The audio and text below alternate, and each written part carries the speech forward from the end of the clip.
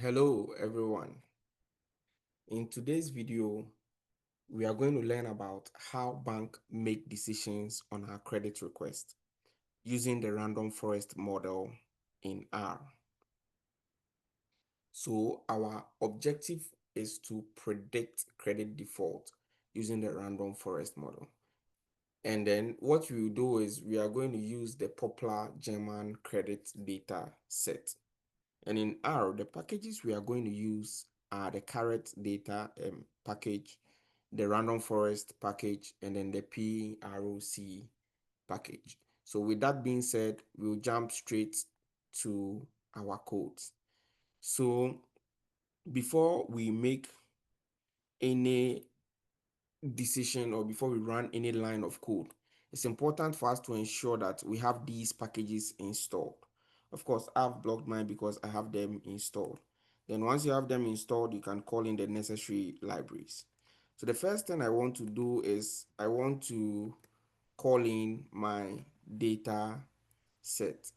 So I call in my data set, and then once I call in my data set, I check the structure of my data set. So over here, when I called in the data set, I see there are no errors here. So the data set called credit data can be seen here. And it has 1000 observations and 14 variables. And I look at the structure of these variables, and I do realize that the status variable here is an integer variable. Now the status determines whether the individual in the data set is a bad borrower or is a good borrower. Now, I don't want this as an integer variable. I want it as a factor variable. So what I'll do here is I convert that data, that variable, status variable into a factor variable. So I'm okay with that now. Then following that, I now come to the main agenda.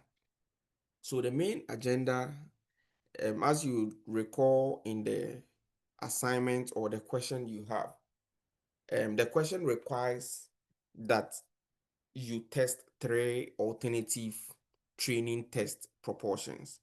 So here I first set my seed of 37. You can set any number you want. And the essence of setting a seed is to ensure reproducibility of your model. So I now create the ratios. So the ratios you are seeing here are the ratios for the training data set. So this first one here tells us that that particular training test split is 80% training and then 20% testing. Then over here it is 70% training and then 30% testing. And here is 60% training and then 40% testing. Then in the question, we were also required to run 5 iterations for each of these training test ratios. So these are the 5 iterations I create here. So you see, I create those 5 different iterations. Then following that, I now move on to create a data frame. Now, this data frame I create here, I have the ratios in there, I have the iterations in there, and with all, I specify the type of variable I want them to be. So the ratio, I want it to be a numeric, the split, I want it to be an integer, the accuracy, AUC, sensitivity, and specificity are the metrics I'll use to evaluate my model. And I also want them as numeric. Now, after that, I'm going to create 2 loops. And the 2 loops I'm creating the first loop to cover the training and testing ratios. And then the second loop, I'm creating it to cover the iterations. So those are the 2 loops I'm creating here. Now, once I've created the loops, I can now perform my training and test splits in them. So that's what I do in these lines. Then once I am done, I can run my random forest model. And in running my random forest model, it means it is going to run consistently for these different combinations. Then after running the random forest model, what I do next is that I now predict for each of the observations in the model.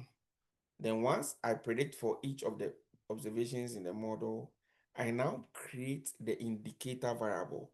Recall that the status variable was 0 or 1, and my predictions are coming in or coming out as decimals. So I need to set a decision rule. So I set a simple decision rule, and the decision rule is that if it is greater than 0.5, then it should be 1, which indicates that the individual is a bad borrower. And then if it is less than 0.5, then it means it should be 0, indicating that the individual is a good borrower. Now, because this is a categorical variable analysis I'm performing, it means I need to create the confusion matrix. So I create a confusion matrix, I create the ROC, and then I create the AUC, and then now I bind all these in a data frame and call it results. So I'll run this one here.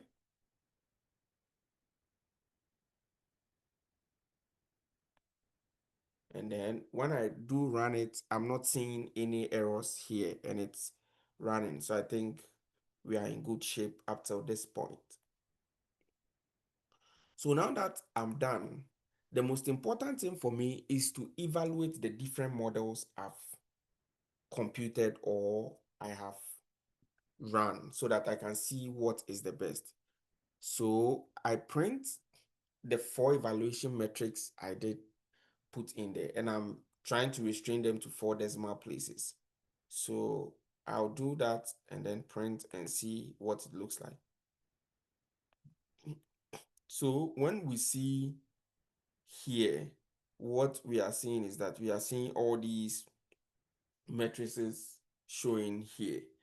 So then the question we are asking ourselves is, which one is the best model?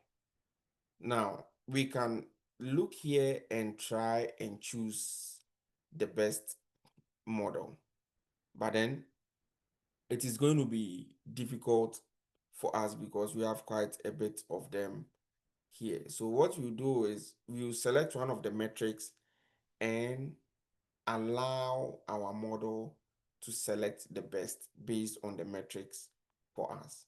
So I say select the best model here using the which marks based on the AUC. You can use any of these to select your best model, but we use the AUC here.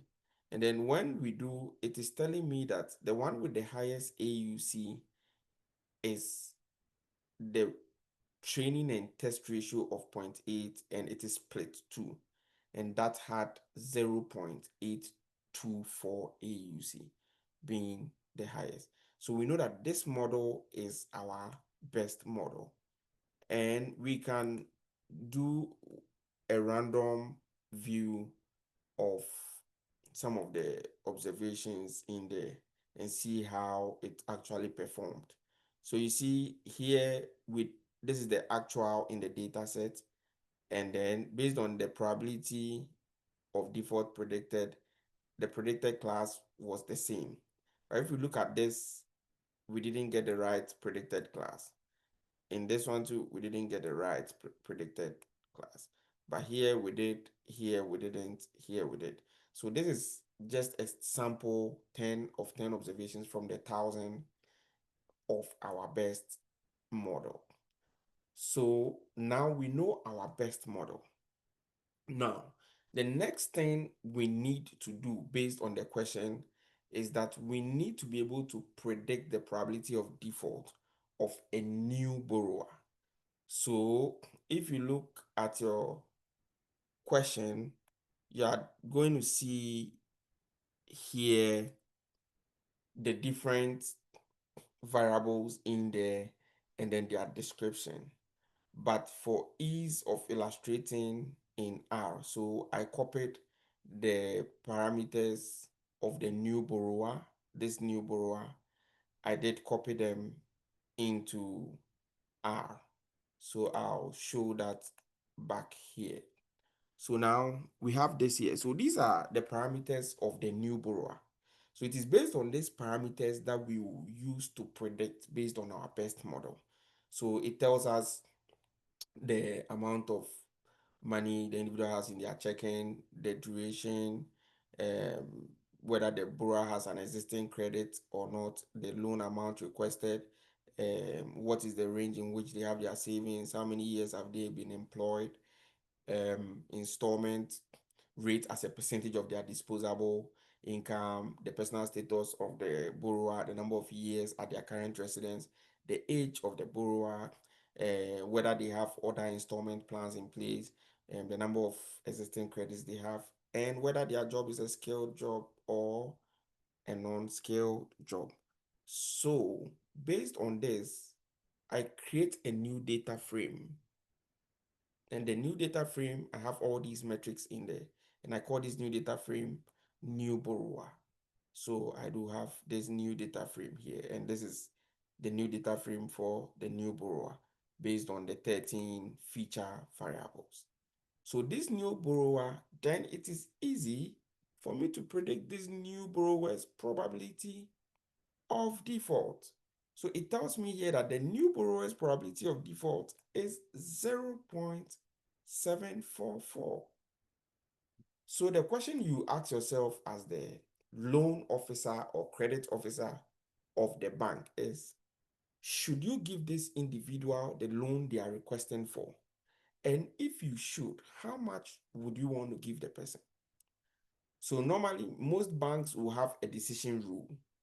Now, because this is just an illustrative purpose set of codes, what I'm going to do is I'm going to run, I'm just going to run a simple model to illustrate this by creating a simple set of decision rules.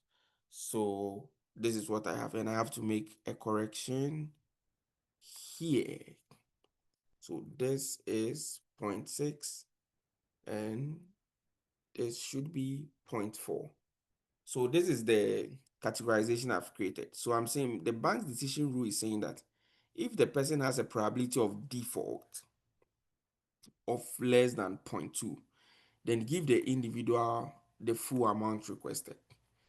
If the individual's probability of default is above 0.2 but less than 0.4, then give the person 75% of the amount being requested. And then if it is above 0.4 but less than 0.6, then give the individual 50% of the amount being requested. Now, for individuals who are between 0.6 and point between 0.6 and 0.8, we don't want to risk too much, right? But we don't want to also kick them out. So what we do is we give them just 15% of the amount they are requesting for. But then if anyone has a probability of default of above 0.8, then we will definitely reject that. So based on that, I write the code here. So this is what I have actually written as a code and set the conditions here. So once I do that, I can run and see that based on this probability of default, we can only give the individual just 15% of the amounts they requested for. And they requested for $4,000. And this is how much we will give them. So we will give them $600. So typically, this is how the bank makes decisions, and this is just a general idea. Different banks have different models and different parameters they look at. So I hope you found this to be interesting, and hopefully you can build on from here. Thank you very much.